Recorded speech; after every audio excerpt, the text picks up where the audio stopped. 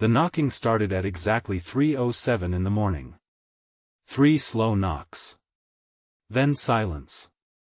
I was half asleep when I heard them. At first, I thought I had dreamed it. Then came 3 more. Knock. Knock. Knock. I sat up in bed. My wife, Sarah, was sleeping beside me. "Did you hear that?" I whispered. She didn't move. I checked my phone. 3:07 a.m. Another knock came from downstairs. I grabbed my robe and quietly walked toward the hallway. Our house was completely dark. I switched on the downstairs light. Nothing.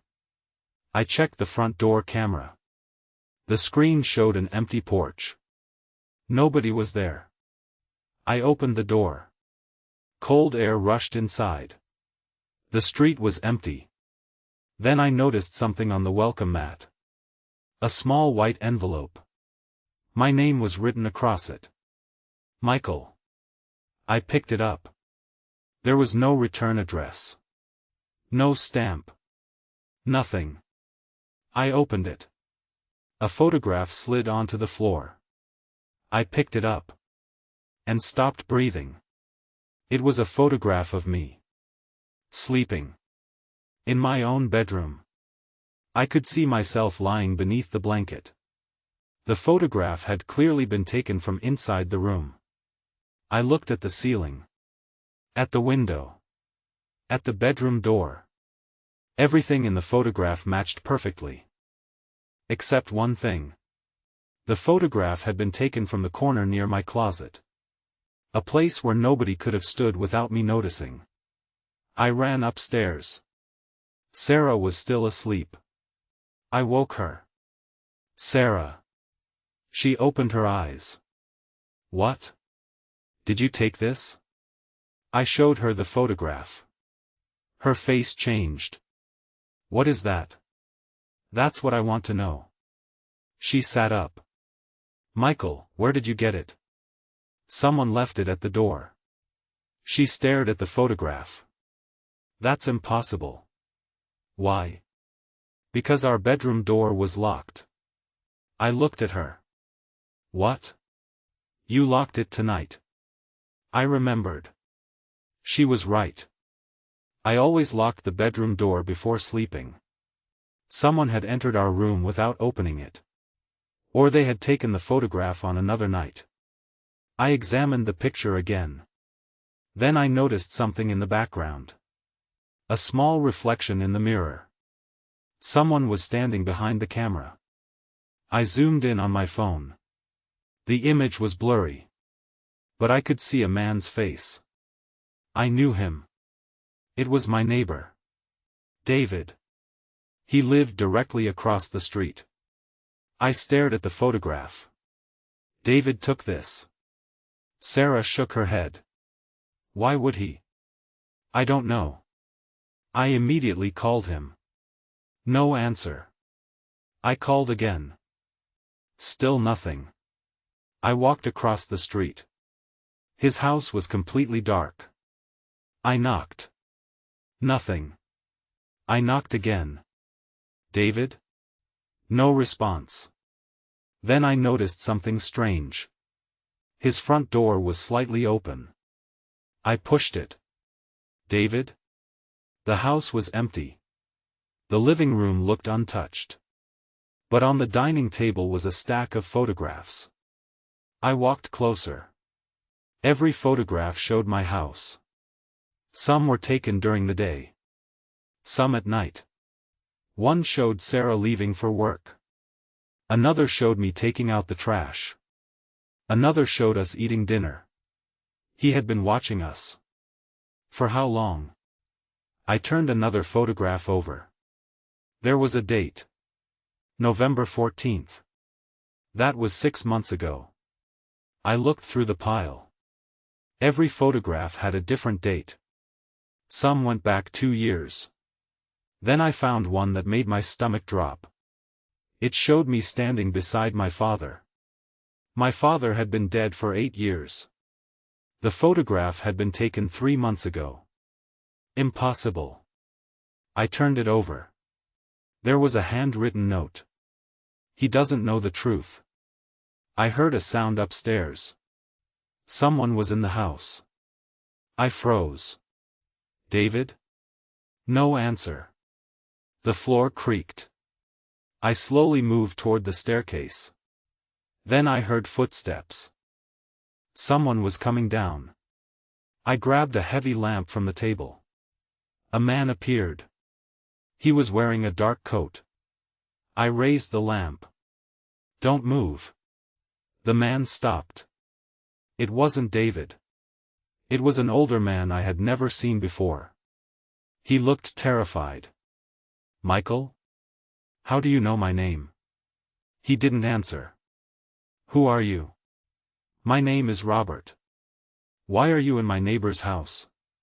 Robert looked toward the photographs. Because David asked me to find you. Where is David? Robert swallowed. Dead. I lowered the lamp. What? He was murdered yesterday. My heart started pounding. By who? Robert shook his head. We don't know. Then why did he leave these photographs? He didn't. I looked at the table. What do you mean? Robert pointed toward the photograph in my hand. Those were taken by someone else. Who? Robert looked directly at me. The person who has been inside your house. I felt a chill. What are you talking about? Robert walked toward the table. He picked up another photograph. This one was taken last night. It showed me sleeping. I looked at the date. Yesterday. Then Robert turned the photograph over. A message was written on the back. He knows you're getting close. Who knows? Robert looked at me. Your wife. I froze. What? Sarah knows who is doing this. No, she has known for years. I stepped toward him. Don't say that. Robert reached into his coat. He pulled out an old envelope. This belonged to David. He handed it to me. Inside was a letter. The handwriting looked familiar. I read the first sentence. Michael, if Robert finds you, don't trust Sarah. My hands began shaking. Robert looked at me. Your wife isn't the person you think she is. I wanted to leave. But before I could move, my phone rang. Sarah. I answered. Where are you? Her voice was strangely calm. At David's house. Silence. Then she said, Michael, yes? Whatever Robert tells you, don't believe him. I looked at Robert. Sarah continued, come home. Why? Because I need to show you something. What? She whispered, your father is alive. The call ended. I stared at Robert. He looked terrified. What did she say? I slowly lowered the phone. She said my father is alive. Robert closed his eyes. Then he whispered, then we're already too late. A loud crash came from outside. We rushed toward the window. A black SUV was parked across the street. Someone stepped out. Even from a distance, I recognized him. My father. He looked directly at the house. Then he raised his hand. In it was another photograph. A photograph of me sleeping. But this time, someone was standing beside my bed. And I recognized the person immediately. It was Sarah. I stared at the photograph. Sarah was standing beside my bed. I was asleep. And the photograph had been taken inside our bedroom. I looked at Robert. How? He shook his head. I don't know. Outside, the black SUV remained parked across the street. My father was standing beside it. My father. The man I had buried 8 years ago. I ran toward the front door. Robert grabbed my arm. Don't. That's my father. No, Michael. I pulled away. You don't know him. Robert looked terrified. I knew your father better than you did. I opened the door. The street was empty. The SUV was gone. So was the man. I ran to the road. Nothing. No footsteps. No car. Only darkness. Then I heard Robert behind me. Michael. I turned. He was holding another photograph. Look. It showed my father standing outside David's house. The date was 6 years earlier. The same year my father supposedly died. I stared at it. That's impossible. Robert nodded. That's what I thought.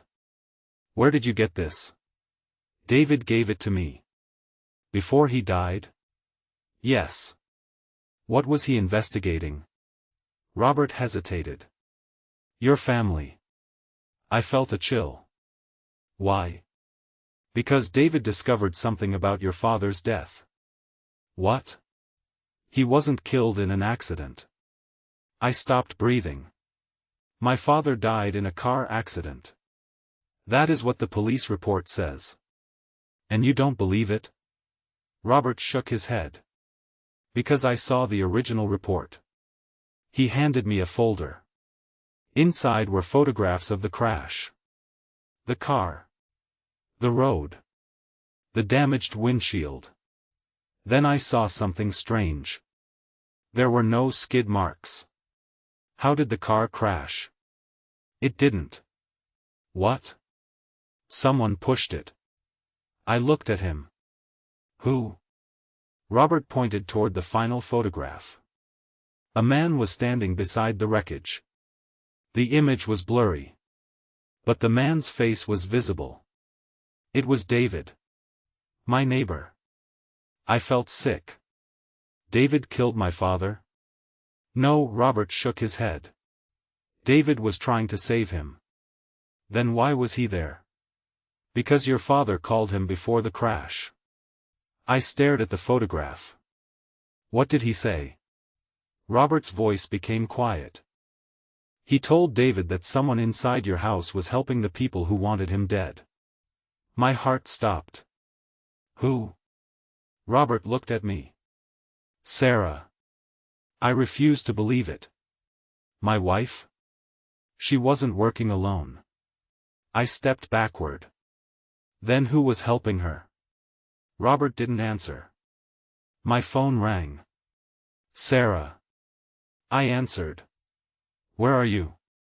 At home. You're lying. Silence. Then she said, come home. Why? I found something in the basement. What? You need to see it yourself. The call ended. I looked at Robert. We're going back. He shook his head. Michael, this is exactly what they want. Who? The people who have been watching you. I didn't care anymore. I had to know the truth. We returned to my house. Sarah was waiting in the kitchen. She looked completely calm. Where were you? I stared at her. You tell me. She looked at Robert. Who is he? Someone who knew my father. Sarah's face changed. Only for a second. But I saw it. Fear. Then she said, come with me. She led us downstairs. The basement was dark. She turned on the light. There was a large metal cabinet against the wall. I found this behind the old shelves. She opened it. Inside were dozens of files. Photographs. Bank statements. Passports. And surveillance reports. My name was on almost every file. I picked one up. Subject, Michael Carter. I opened it. The first page contained photographs of me leaving work. The second showed me at a restaurant. The third showed me sleeping. I looked at Sarah. How long? She began crying. 6 years. You've been spying on me for 6 years? No, then who? She wiped her eyes. Your father. I stared at her. My father was dead. No, she shook her head. He disappeared. Why didn't you tell me? Because he made me promise. What did he want? Sarah looked toward Robert. Your father wanted to protect you. From what? She opened another file. Inside was a photograph of a young man. I recognized him. It was me. But the date was 20 years earlier. Under the photograph was a name. Project Sleepwalker. What is this? Sarah whispered, your father believed someone had been manipulating your memories. I laughed nervously. That makes no sense. It does when you see the rest. She handed me a medical report. I read it. The report said I had undergone experimental treatment when I was 19. I had no memory of it. What happened to me? Sarah shook her head. I don't know. Robert interrupted. I do. I looked at him. What? Robert took a deep breath. Your father discovered a private research group experimenting on people's memories. I stared at him. Why would they use me? Because your father stole something from them. What? A list. What list? The names of everyone involved. Sarah opened a drawer. She pulled out a small black notebook. This belonged to your father. I opened it. The first pages contained names. Doctors. Businessmen. Police officers. Then I saw one name. David Miller. My neighbor. Next to his name was a note, protect Michael at all costs. I looked up. David was protecting me? Robert nodded. He watched your house because your father asked him to. Then why did he die? Robert looked at the floor. Because he discovered who was entering your bedroom. Who? Robert pointed at Sarah. No, Sarah whispered. I didn't hurt David. I looked between them. Then who did? Sarah opened another file. Inside was a photograph. A man was standing outside David's house. I recognized him. It was my father. But this photograph had been taken yesterday. I felt my stomach drop. He's alive. Sarah nodded. Yes. Where is he? He's coming for you. Suddenly, the basement lights went out. Robert grabbed my shoulder. Stay down. A gunshot shattered the basement window. Sarah screamed. Another shot hit the wall. We ran toward the stairs. Someone was standing at the top. A silhouette. He slowly stepped into the light. My father. He looked exactly as I remembered him. Older. Tired. But alive. Dad? He looked at me. I wish you had never found out. I stepped forward. Why did you leave me? Because I had to. You let me believe you were dead. I had no choice. You were watching me? Yes. For years? Yes. Why? He looked at Sarah. Because she was protecting you. I stared at my wife. What? My father continued, Sarah wasn't spying on you. He pointed toward the files. She was collecting evidence. Against who? My father looked at Robert. Against him. Robert's face changed. I turned. Robert slowly raised his gun. My father shouted, "Get down." The gun fired. My father fell. Dad! I rushed toward him.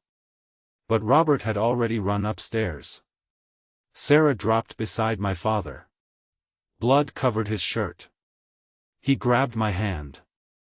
Michael, I'm here. Listen to me. He struggled to breathe. David wasn't killed because he was watching you. Then why? Because he discovered Robert's identity. I looked toward the stairs. Who is Robert?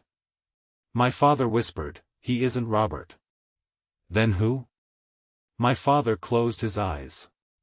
He is the man who started everything. Sarah looked at me. Michael, we have to leave. Not without him. My father grabbed my wrist. Go. Dad, protect Sarah. Then his hand went still. I froze. Sarah began crying. I couldn't move. My father was gone. Again. But this time, I knew it was real. We escaped through the back door. Hours later, we were hiding in an old motel. Sarah placed a folder on the table. This is everything. I opened it. Inside was one final photograph. It showed my father, David, Sarah, and Robert together. The date was 10 years earlier. On the back was a handwritten message. Robert is not his real name. I looked at Sarah. Who is he? She took a deep breath. His real name is Daniel Carter. I froze. My name is Michael Carter. She nodded. Exactly. What does that mean? Sarah looked at me with tears in her eyes. Because Daniel Carter was your older brother. I stared at her. I don't have a brother. You did. She opened the final file. Inside was a birth certificate. 2 boys. Daniel Carter. Michael Carter. Then another document. A death certificate. Daniel Carter had supposedly died at age 12. I looked at the photograph again. Robert. Daniel. My brother. Alive. Sarah whispered, he didn't die. I looked at her. Then why did everyone say he did? She looked toward the window. Because your father made him disappear. Why? Sarah hesitated. Because Daniel was the first person they experimented on. I felt cold. And what did they do to him? Sarah looked at me. They erased his memories. I stared at the file. Then my phone buzzed. Unknown number. A message appeared, you finally remember me. Another message followed. Now remember what you did to me. I stared at the screen. I couldn't breathe. Because beneath the message was a photograph. It showed me. 20 years earlier. Standing beside Daniel. And in my hand was the same black notebook my father had hidden. The photograph had one final sentence written across it, you weren't the victim, Michael. You were the one who started the experiment.